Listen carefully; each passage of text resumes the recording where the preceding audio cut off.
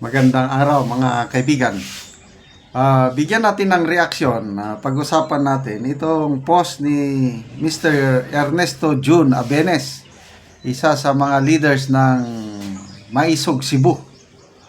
Ito, sabi niya, PRRD is the luckiest among Filipino heroes.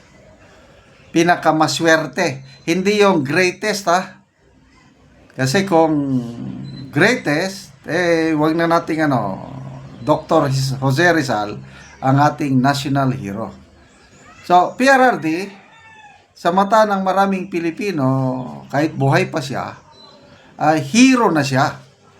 Kaya itong sinasabi ni John Abenes is pinakamaswerte among Filipino heroes. Bakit maswerte?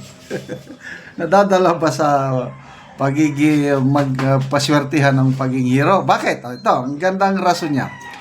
He saw with his own eyes how much he is loved and adored by Filipinos. Rizal and Bonifacio didn't have a clue they were heroes. Binasa ko ang mga comments. Kasi sa galing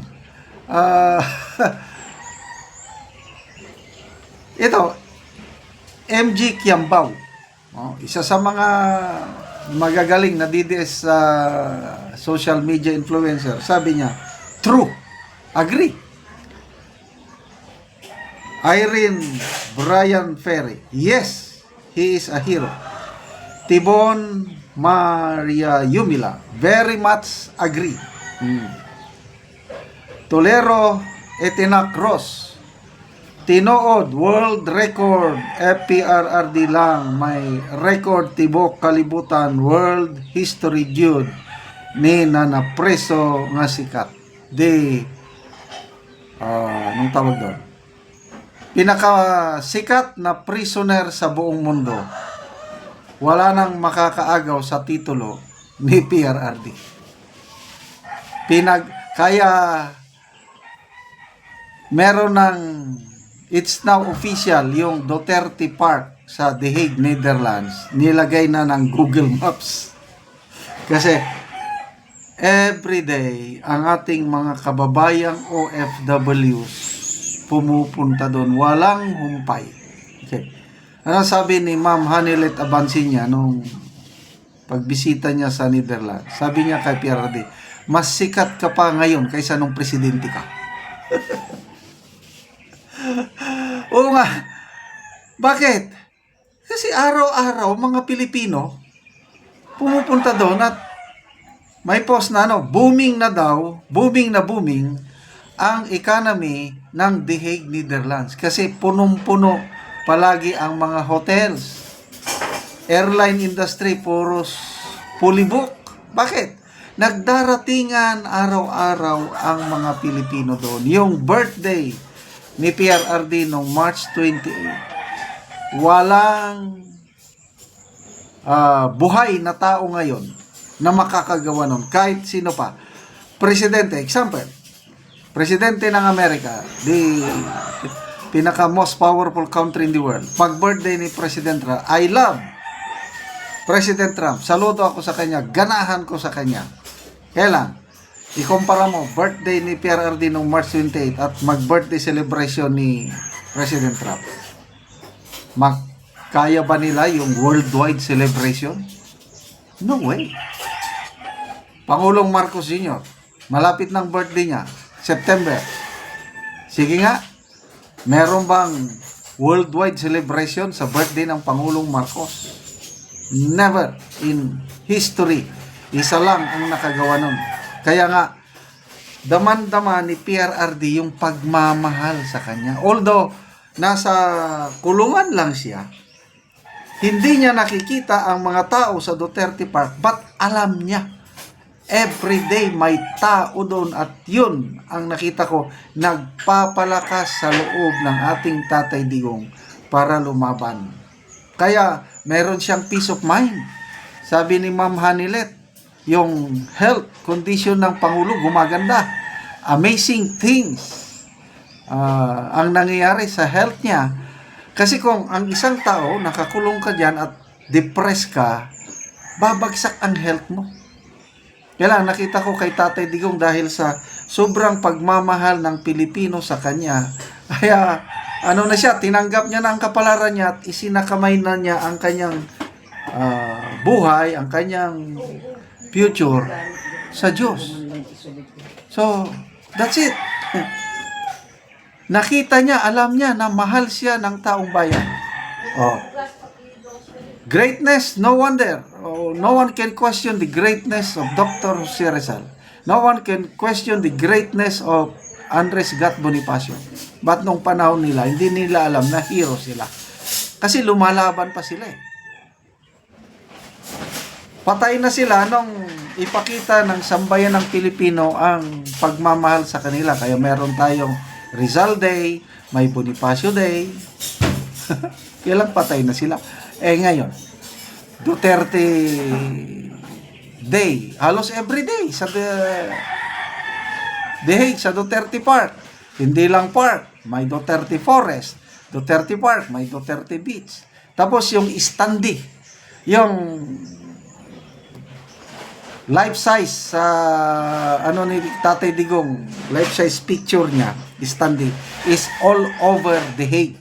Kahit saan ka daw magpunta, hindi lang doon sa harap ng detention facility sa Duterte Park, meron Duterte Forest, sa mga train station, maglibot ka daw sa The Hague, all over.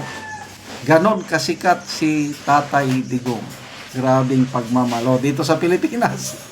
Again, nakakatawa, hindi ko makalimutan yung local campaign rally sa Zamboanga, Pituco, Zamboanga del Sur kahapon. Ang mayor, dapat isinggit na to ngayon. BBM, BBM, singgit ta. BBM, BBM. Ang mga tao, gahig ulo, sumigaw ng Duterte, Duterte. Nakakatawa. Oh, mga graduation ball. May napanood akong graduation ball, di ba? Bago lang, graduation ng mga senior high. Sasayaw yung mga estudyante, graduation ball, masaya, mamaya. Sumisigaw sila ng Duterte, Duterte. Graduation ceremony, ganun din. Magkaiba ito, ball, sumasayaw. Ito naman, ceremony, yung graduate na sila, tinaas ng mga yung sombrero. Mamaya, sumigaw na sila, Duterte, Duterte. Swimming pool. May napanood ako, naliligo ang daming tao sa swimming pool. Mamaya, bigla na lang, nagsisigawan sila ng Duterte, Duterte. Si BP Inday Sara, namasyal sa, I think, Ormoc Mall. Ang daming tao. Pagkakita nila kay BP Sara, sumisigaw na sila, Duterte, Duterte. Ganon po ang pagmamahal ng karamihang sambayan ng Pilipino kay Duterte. Of course, meron ding galit sa kanya. Hindi mo yan maalis. Yung talagang die-hard loyalist. Kaya lang, normal lang yun. Kaya lang, mas marami, halos, mas marami ang nagmamahal kay Duterte mga Pilipino ngayon. So, agree ba kayo? Mas maswerte si Tatay Digong kumpara kay Bonifacio and Rizal? I-comment nyo lang. Okay, salamat mga kaibigan sa inyong pagsubaybay sa ating channel. Nakakatulong kayo ng malaki sa tribong Talaandig ng Bukidnon dahil ang income natin, sweldo sa channel na ito is pantulong sa tribo. Namimigay tayo ngayon ng mga yero at pako para ma-repair ang kawawang kalagayan ng mga bahay ng Talaandig. Panoorin nyo ang video na ito. Maupod niyang natabangan na mogero. So ako silang ayo maayong udto. Una ni ang nahatag namo nga yero. So ila na gid na atop. So maayo na gid ang ilang atop karon. So unsa man imong maistorya nga karon maayo na inyong atop o kuan na gyud nindot na gyud. Salamat mi sa Ginoo kay natagaan mig sin. Wala nang gatulo diri sa balay og sa nag-sponsor. Salamat sad kaayo. Kay dili mi matabangan kung dili mao ang nag-sponsor ani ug ang Ginoo. Kung wala pa ang tabang, dili pa mi makaatop kay lisod pa ang panginabuhian karon. Mm. Tayo ni nga tabang kay para nga makadawat pa mi. Kay Mm. daghan pa ang among problema nga di na makuan. Mm. Sama aning sin di karon naka atop na mi. Mm. So salamat kaayo. Sige.